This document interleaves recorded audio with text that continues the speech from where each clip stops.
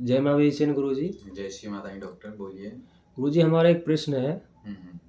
हम चाहते हैं, जैसे आप साधनाएँ कराते रहते हैं 11 दिन या 7 दिन, ठीक है। तो इसमें हम ये चाहते हैं कि गृहस्थ जीवन जैसे हम जी रहे हैं, तो इसमें ब्रह्मचर्य का जो है, हुँ। किस तरह से पालन करना है साधनाओं के दौरान, जो हमारा ब्रह्मचर्य भी पालन होता रहे और गृहस्थ जीवन भी चलता रहे और ठीक। साधना भी खंडित ना हो और पूजा पाठ भी ठीक चलती रहे?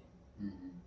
ठीक है, हम समझ गए आपका प्रश्न। मतलब आप ये जानना चाहते हैं कि जैसे आप एक गृहस्थ साधक हैं, है जी, ना? जी। जी, गुरु। तो गृहस्थ साधक हैं तो आप ये चाहते हैं कि हमारा ब्रह्मचर्य का भी पालन होता रहे जी, जी। और साथ ही साथ में आपका पूजा-पाठ भी होती रहे, जी, गुरु। है ना? जी। तो ठीक है डॉक्टर, हम आपको बता देते हैं कि जैसे सर्वप्रथम तो आपके लिए पूजा को समझना है, जो भी आप पूजा-पाठ साधनाएँ कर रहे हैं, उसको समझना है, जी, ठीक जी। है ना? जी। तो पूजा किस तरीके से होती है और साधना किस तरीके से होती है। जी, जैसे गुरु। मान लीजिए एक उदाहरण के रूप में कि आप किसी तरीके की कोई पूजा कर रहे हैं। जी, जैसे गुरु। मान लीजिए कि आप श्री हनुमान जी, श्री बालाजी महाराज की कोई सेवा कर रहे हैं, ठीक जी, है? गुरु जी।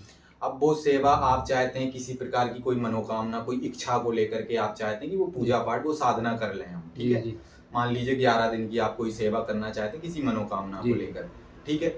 उस मनोकामना, उस साधना में आपके लिए क्या करना है कि ये सारी सेवा जो होगी पूजा-पाठ 11 दिन की, ये संकल्प के साथ होगी, जी, ठीक है? जी। संकल्प के साथ किस तरीके से होगी? किसी भी मंगलवार से आप इस साधना को प्रारंभ करेंगे, इस पूजा-पाठ को प्रारंभ करेंगे और इसमें आपको संकल्प लेना पड़ेगा जी, कि हम 11 दिन का ब्रह्मचर्य का पालन करेंगे और 11 दिन की हम ये सेवा साधना लगा रहे हैं, 11 दिन में हम इतना-इतना जाप करेंगे, ठीक है ना? जी, जी।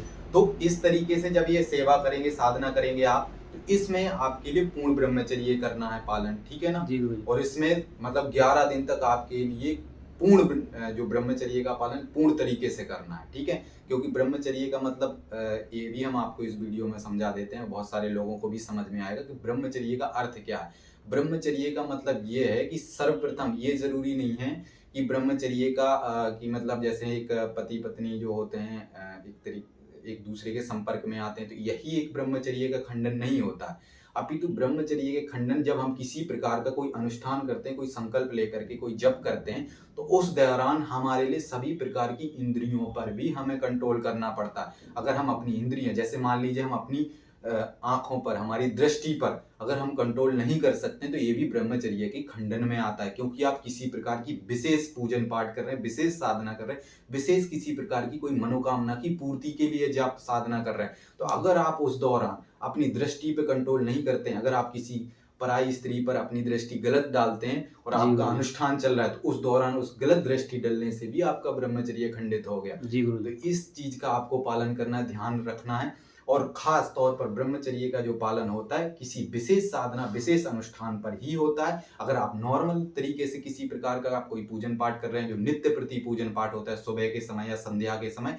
तो इस पे किसी विशेष प्रकार का ब्रह्मचर्य का पालन करने का कोई नियम लागू नहीं होता, कोई ऐसी विशेष आवश्यकता नहीं है। उस पे आप 15 दिन मतलब महीने 15 दिन में आप एक बार ब्रह्मचर्य का खंडन कर सकते हैं। जी, गुरु जी। लेकिन अगर आप विशेष किसी प्रकार की साधना अनुष्ठान जैसा कि हम पहले ही बता चुके, तो विशेष अनुष्ठान साधनाओं में हमारे लिए पूर्ण ब्रह्मचर्य का पालन करना पड़ता है और पहले जैसे मान लीजिए कि आप 11 दिन की साधना कर रहे हैं, तो लगभग कम से कम 10-11 दिन पहले से ब्रह्मचर्य का पालन करना शुरू जी, गुरु जी। मतलब कर देना है। ऐसा नहीं कि आपने जिस दिन से साधना उठाई, उससे 1-2 दिन पहले ही ब्रह्मचर्य खंडित कर रखा है। तो ऐसा अगर आपने कर रखा है, तो वो साधना कहीं न कहीं आपकी निष्फल होने की संभावना रहेगी क्योंकि उस दौरान आपकी जो ऑरा रहता है, वो पूरा वीक रहेगा। आपके अंदर जो भी मंत्र जाप के दौरान पहले से आपने एनर्जी क्रिएट कर रखी होगी, वो भी सारी एनर्जी वीक पड़ी होगी। तो जी, गुरु जी। इसीलिए आपको ये समझना है कि हम अगर विशेष साधना पूजन पाठ कर रहे हैं, तो उस दौरान हमें किस तरीके से ब्रह्मचर्य का पालन करना, वो हम आपको बता चुके हैं। अगर नॉर्मल पूजा पाठ कर रहे हैं, तो उस दौरान हमें किस तरीके का ब्रह्मचर्य का पालन करना।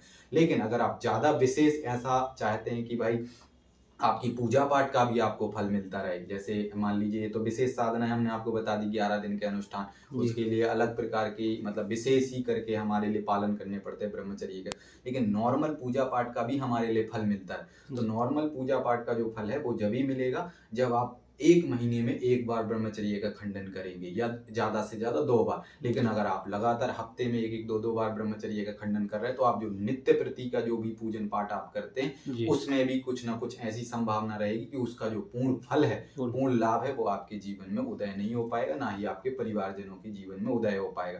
क्योंकि जी, वो तो सिर्फ़ एक नॉर्मल जो पूजन पाठ होती है, जितनी भी आप एनर्जी क्रिएट कर रहे होते हैं, ऑरा क्रिएट कर रहे होते हैं, ईश्वर तक अपनी जो भी सत्य की शक्ति पहुँचाना चाहते हैं, अपनी भक्ति का भाव पहुँचाना चाहते हैं, वो बिल्कुल भी नहीं पहुँच पाएगा, क्योंकि आपके अंतर्मन में व्यभिचार भरे होंगे। जी, क्योंकि आप अगर एक-एक हफ्ते में 2-2, 3-3 बार ब्रह्मचर्य का खंडन करते हैं, तो सीधा-सा अर्थ है कि आपके अंदर गलत, मतलब एक तरीके से बहुत गंदे विचार हैं, जिस वजह से आप ऐसी चीज़ें करते हैं। तो इसीलिए अगर आपको चाहते हैं कि शुद्ध चित्त, शुद्ध मन के साथ आपकी पूजन पाठ ईश्वर तक पहुँचती रहे, तो उसके लिए नियमों का पालन करना बहुत आवश्यक है। ठीक है गुरुजी, हमारे समझ में आ गया अच्छी तरह से, और ऐसे ही करेंगे जैसे आपने हमें परामर्श दिया है। जी, जी, बिल्कुल। ठीक है डॉक्टर, है ना? जी, जय माँ विजय। जय गुरुजी।